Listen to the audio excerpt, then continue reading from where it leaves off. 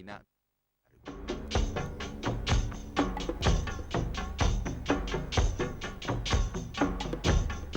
このネクロポリスからも多くの副葬品が発見されている。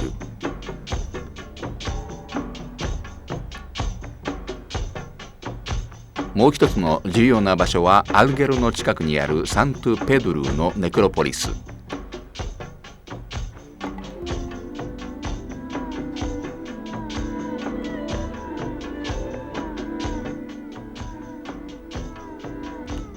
この遺跡を構成する9つのドムス・デヤナスの中でも新石器時代のものとみられるバージ・テトラポーディの墓は重要である。この墳墓は長い通路、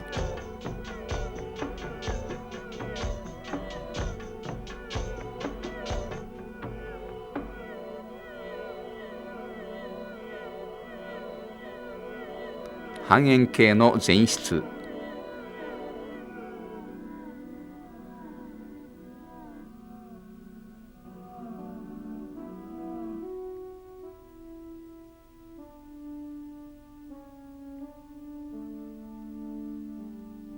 そして2本の柱に支えられたボルト式の主室によって構成されている。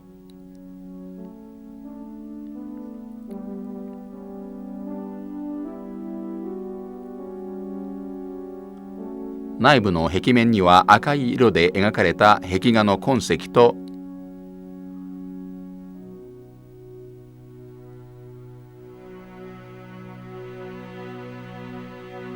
偽の扉がある。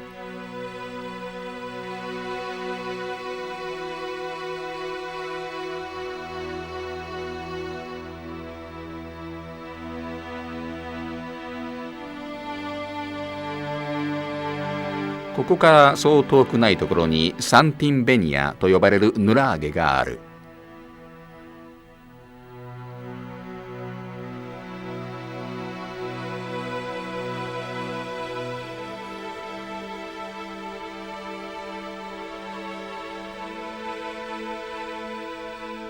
ここには複数の集落があり、道路と壁によってそれぞれ分離されている。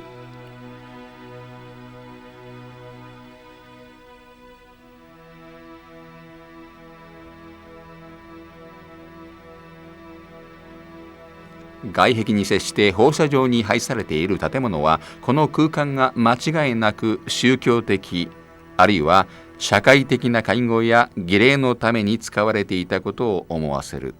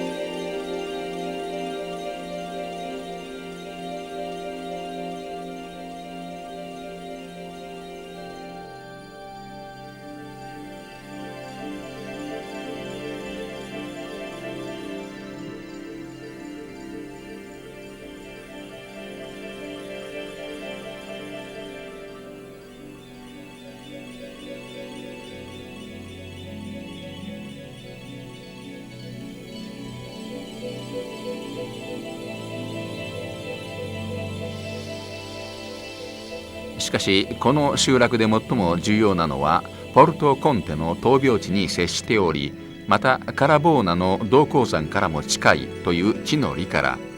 紀元前8世紀中頃から同7世紀末までここがフェニキア人の本拠地に選ばれたということだ。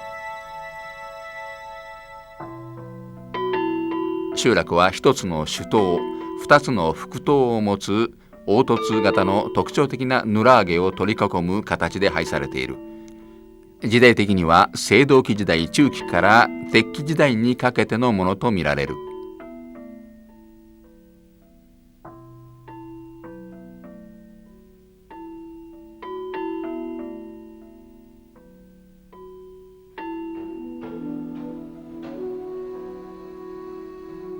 この近くには化粧石膏と壁画で飾られたローマ時代の豪華な別荘の跡もある。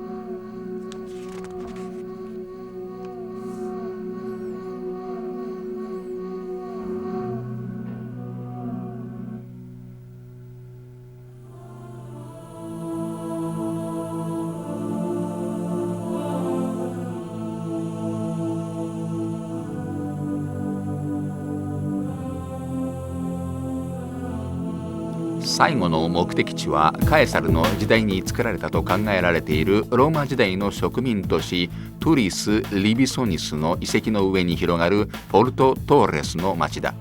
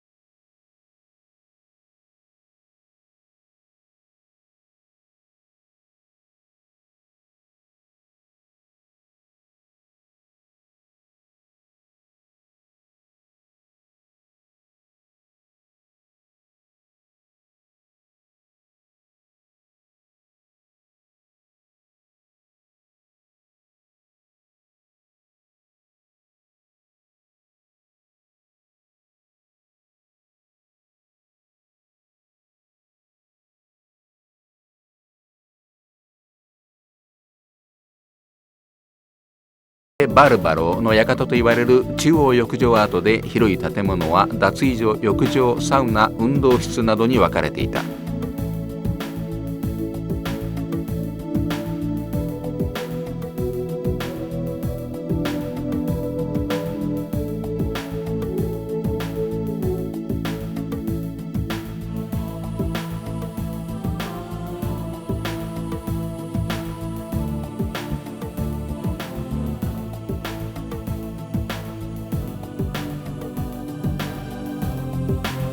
トゥリスの遺跡をはじめサルデーニャ北部東部のネクロポリスで発掘された貴重な遺物の多くはトゥリス考古学博物館に収蔵されている。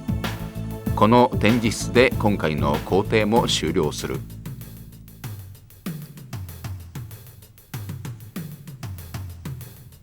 展示品の中には紀元1世紀から2世紀に作られた初期キリスト教の像が数多く含まれている。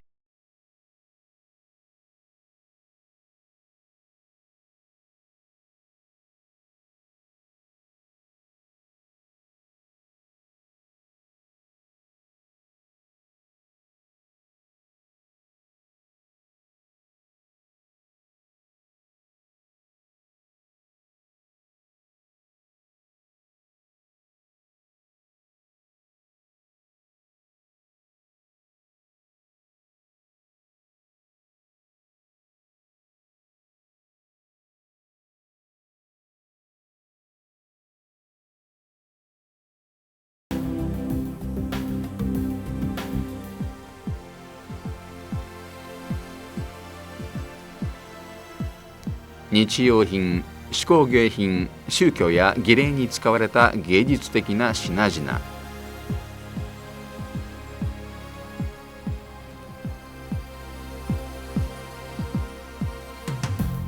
神、偶像崇拝、墳墓。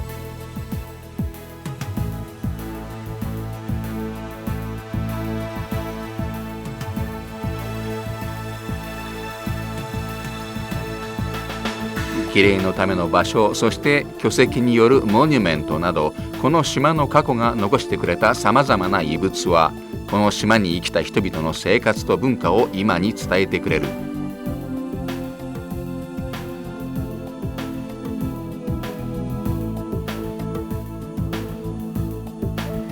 次々と明らかになるさまざまな事実が歴史への興味をますますかきたてるとともに、当時の姿をさらに詳しく、さらに鮮明に現代に伝える役割を果たしているのだ。